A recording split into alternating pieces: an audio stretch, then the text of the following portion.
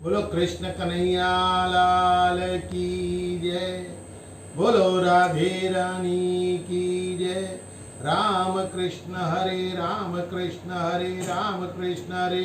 बोलो गुरुदेव महाराज की जय। प्रिय भक्तों, जय श्री कृष्णा, राधे राधे। प्रेम भक्ति सार में भगवान की विभिन्न विभिन्न लीलाओं के चरित्रों का आपने स्मरण किया है। अब तक 15 वीडियो बन चुके हैं। आपके सुनने से हमें हौसला मिला है और भगवान के नए नए चरित्रों को सुनाने का आनंद मुझे मिलेगा। इसीलिए आप सभी धन्यवाद के पात्र हैं। धन्यवाद। आज की लीला वराह अवतार है। भगवान ने वराह अवतार लेके इस तरह हिरण्याक्ष का वध किया। एक समय की बात है, विष्णु जी अपने दरबार में सभी के साथ बैठे हुए थे। उसी समय चारों संकादिक मुनि द्वार पर पहुंचे। दोनों द्वारपाल जय और विजय वहां पर खड़े हुए थे। द्वारपाल पे वो तो नन्हे बालकों के रूप में थे। उनको देख के उन्होंने कहा कि हमको प्रभु के दर्शन करने जाना है। दोनों द्वारपालों ने उनको रोक लिया। अरे तुम तो नन्हे नन्हे बालक हो, उनकी माया को समझ नहीं सके कि इतने बड़े ऋषि हैं संकादिक के चारों। उन्होंने उनको रोक दिया। ऋषियों ने बड़ा समझाया, बड़े द्वारपालों को प्रेम से समझाया कि हमको प्रभु के दर्शन करने हैं, लेकिन वो द्वारपाल नहीं माने। अंत में द्वारपालों ने क्रोध में आके उनको कहा, नहीं, हम आपको जाने नहीं देंगे। जो उनकी वृत्ति देखकर उन्होंने उनको श्राप दे दिया कि तुम अधर्मी हो, जाओ राक्षस योनि में जाओ। तुम्हारा जो तरीका है, भगवान के हमें दर्शन नहीं करने दे रहे हो, जो तुम्हारी वृत्ति है वो राक्षसों जैसी है। जब प्रभु को मालूम पड़ा और बाहर आए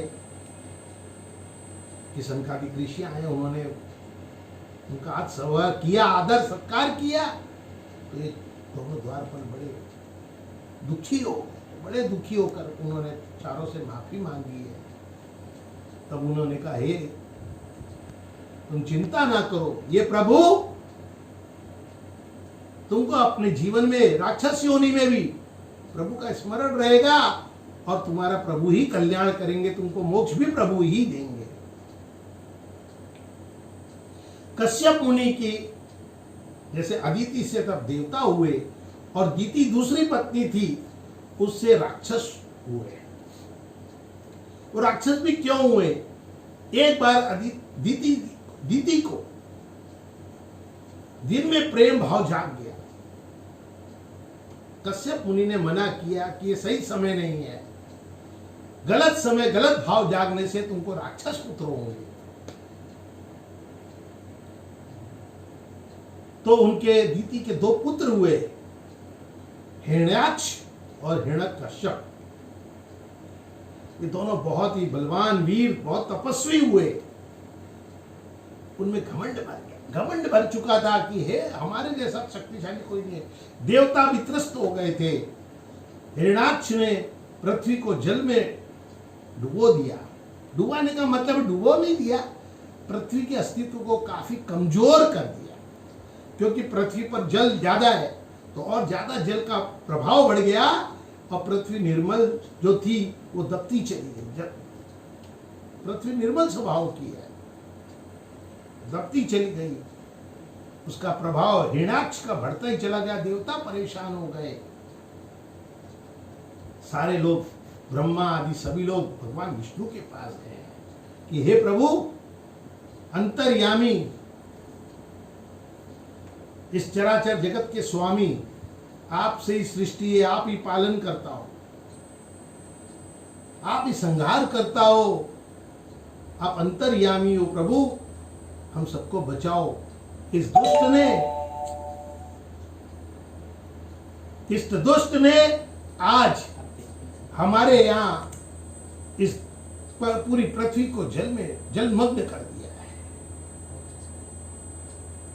भगवान ने ब्रह्मा जी से प्रार्थना ही कर रहे हैं। प्रार्थना करते करते अविनाशी प्रभु अनंत निर्मल माधव केशव उसी समय उनकी नाक से प्रकट हुए। ब्रह्मा जी सोचने लगे मेरी नाक से कौन प्रकट हुआ है। उनकी नाक से प्रकट होते ही वारा भगवान छोटे से बड़े होते चले गए। उन्होंने दिव्य रूप धारण कर लिया, सुकर रूप जिसको बोलते हैं वराह अवतार।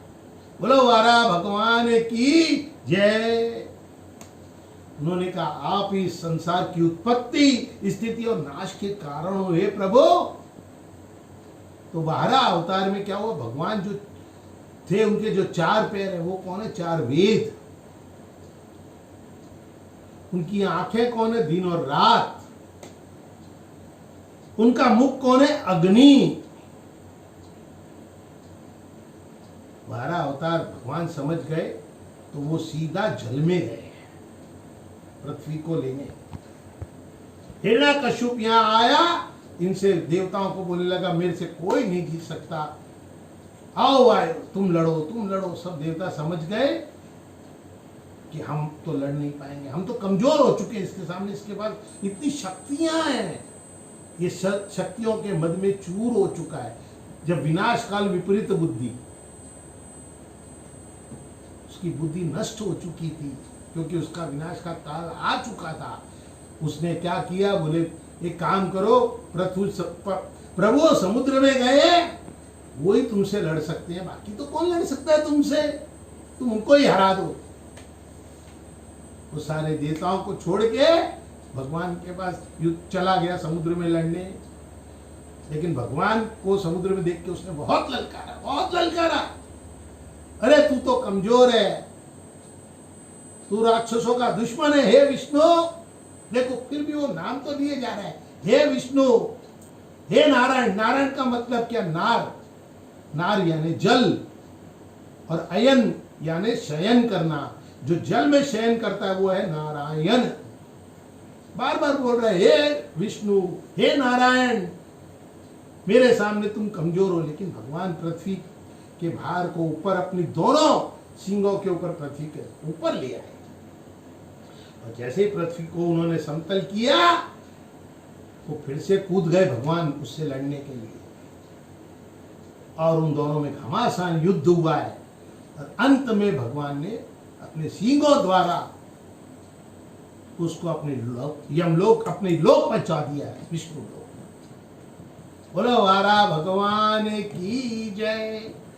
अब इसी का एक भाई है हिरण्याक्ष, हिरण्यकश्यपु, हिरण्याक्ष का।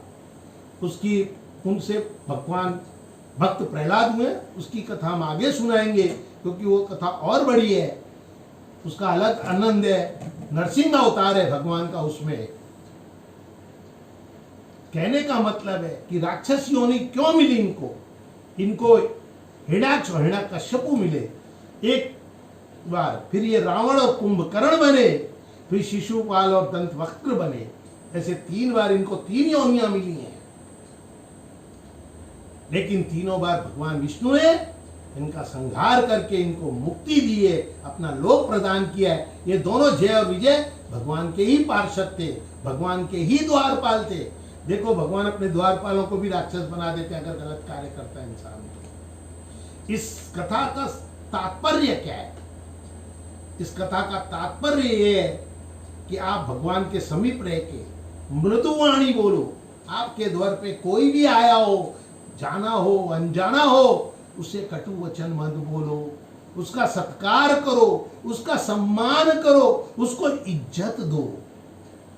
हम क्या करते हैं, किसी को नहीं जानते, कौन है भाई, ऐसे नहीं, हाँ जी आप कौन है, ये भी एक भक्ति है। भक्ति का रूप सिर्फ भजन करना ही नहीं है, भक्ति का रूप है निर्मलता, नम्रता, समर्पण, सच्ची भावना, अपनापन।